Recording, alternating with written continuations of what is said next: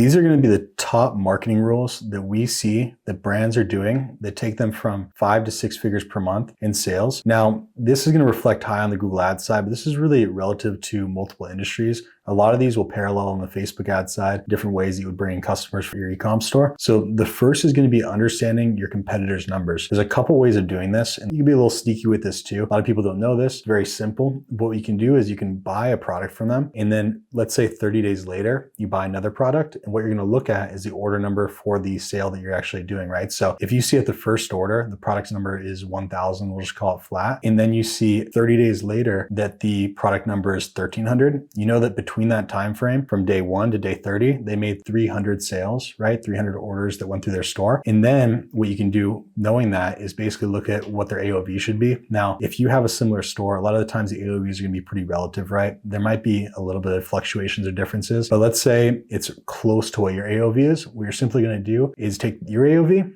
that should be similar to theirs. You're going to multiply it by that amount of orders, and then you're going to understand really what their monthly revenue is, right? If they had 300 orders and those 300 orders made them $50 each, that's going to mean that their revenue in that time frame was 15,000, right? Now you get the idea, right? If there were more zeros there, bigger revenue, bigger numbers, but that's really how you can figure out exactly how much the competitor stores are making. And that's going to tie into the next thing, which is staying strong in the market and being willing to outbid people based off of CPA. If you know what their average order value is and you know how much revenue they're doing, you can deduct certain things from that, right? And if you have the average order value and you know on average it costs X amount to acquire that type of sale, you're going to have a general idea of their profit as well, which is going to give you a really good idea of what CPA they need. Now, this ties into the next point, because now when you know what CPA they need, you're going to be able to go a little bit above that, and it's going to basically shake them out of the market and give you more market share and more scale while they start decreasing their budgets because they don't tolerate as high of a CPA. You know, in your own store, I'm sure you've experienced that, right? If your CPA gets too high, you start scaling back, and then that's unfortunate, right? Because you lose market share, but at least you're making a little bit more profit. Now, caveat to that is you're really just trying to temporarily shake them out of the market, because what's going to happen is when you reduce their amount of market share and you stay strong there, and maybe you're losing a little bit of profit, but your CPA is a little bit higher, the numbers are going to naturally come down, because on Google, you have an auction system, right? And you're going to be charged only what people are willing to pay. So it's not going to keep you at a higher traffic cost just because you're willing to pay that. Eventually, it will naturally come down cost-wise, but you'll still have the same amount of market share. So very, very important. You can't really know how to do that unless you start getting the numbers of the competitors and start to deduct backwards based off of what you can pull from them. And then from all those numbers, then you can start really challenging their stores and try to knock them out of the market. Once you get to the top of the market share, it's blue ocean from there, right? You're able to scale out. You know, maybe you're going to have other challenges like trying to get ROI up, things like that, and try to improve the CR of your site to bring profit up. But it's going to be a lot easier because you're not going to be in the dogfight with all these brands at the same level. You're going to be right above them, which is going to give you the upper hand. Next is going to be really understanding what happens when you scale. Now, this one's a simple concept, but you'd be surprised a lot of people who don't really understand this, but usually spend and ROI are a direct lever, especially on the Google Ads side. When you increase spend, it's generally going to pull down ROI. So a lot of the times you want to be very sensitive to know that, and you want to generally have two numbers, right? Usually when we're scaling accounts for clients, we're basing off to two ROI numbers. There's going to be the break-even number. There's going to be a scale number. Now, let's say the break-even ROI that you need is 2x. That means you're really never going to let campaigns dip below that 2x. But let's say your scale number is 2.5x. That means that if you're above 2.5x, you're always willing to increase the scale of your store, right? In the ads. Now, what you really want to do is define those numbers, because if you don't define those numbers and really understand what your tolerance is for wanting to scale, you're not going to push the campaigns as hard as they can push. And you might actually be losing profit or money because you're below the numbers. In reality, you didn't really know what those numbers were. And now you define them and you see, okay, this campaign is doing a 1.9. We can't tolerate that. Let's lower budget a little bit. So just understand it's very, very important to define those guidelines and boundaries for the account, because once you have those, it's going to dictate all the decisions that you make with each campaign and how hard you want to scale. Now, the scale ROI is very subjective to the store owner, because it's going to be really dependent on if you want more profit or more market share. Usually a lower tolerance on ROI means that you're willing to scale more, which is going to get you more market share, while as a higher tolerance of ROI means you're going to get more profit, but you're going to have less market share and less scale. So very important to define those, because like I said, it will dictate all the moves you make. Last is going to be getting over the fact that there's going to be overlapped attribution between Facebook and Google. Now, this is sometimes a tough pill to swallow. When it comes to the massive stores that scale past 7 figures, it's something you have have to accept, because when you have an omnipresent marketing strategy, you're forced to run different platforms, right? And people are going to go from Facebook to Google. People are going to go from Google or YouTube to Facebook. It's going to happen. And usually it's going to be kind of a wash, right? But what happens is a lot of people get scared and they start thinking, oh, my ROI really isn't 3x on Google. Maybe it's 2x, or Facebook, it really isn't 2.5, it's 2x. And what's going to happen is it's going to stop you from scaling harder than you should. So highly encourage, accept the fact that there's going to be overlap, understand that it's a cost of doing business when it comes to having an omnipresent strategy. And to be able to get to where the big dogs are, you have to accept the fact that there's going to be some kind of hit there, because you're not going to be able to get to the point of doing those big numbers you want to do unless you're leveraging all of the biggest platforms, which usually is going to be Google and Facebook. And there's going to be challenges on both, but that's running a business, right? It's going to be overcoming those challenges, constantly focusing on the bottlenecks in each area that you can focus on, and then progressing the brand. So if you want more content on the actual strategies that we use along with these marketing concepts, make sure to like and subscribe. We constantly put out different videos using the exact strategies that we use with our clients, managing over $1 million per month in ecom on Google Ads. And it's going to give you the shortcut to use all of the knowledge that we spend our time finding with running all these different accounts at the same time. So like and subscribe. Looking forward to the next video.